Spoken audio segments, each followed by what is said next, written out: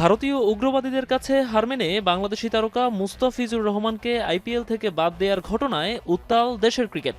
ফিজ IPL ছাড়িয়ে যেটির রেশ ছাড়িয়েছে দুই দেশের ক্রিকেটীয় সম্পর্কে। প্রশ্ন উঠছে আগামী মাসে অনুষ্ঠেয় টি-20 বিশ্বকাপ নিয়ে। এক মুস্তাফিজকে যেখানে নিরাপত্তা দিতে অপারগ বিসিসিআই, সেখানে গোটা টাইগার দলকে কিভাবে নিরাপত্তা দেবে তারা, সেই প্রশ্ন উঠছে।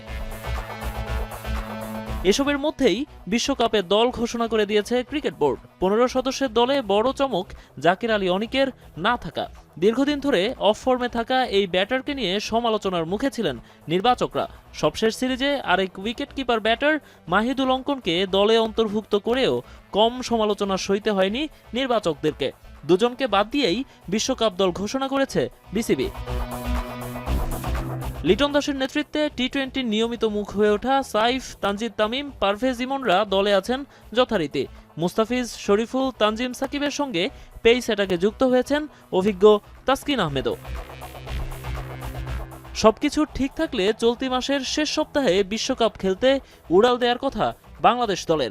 তবে গন্তব্য হবে কোথায়, ভারত নাকি শ্রীলঙ্কায়, সেটি এখনও অনিশ্চিত।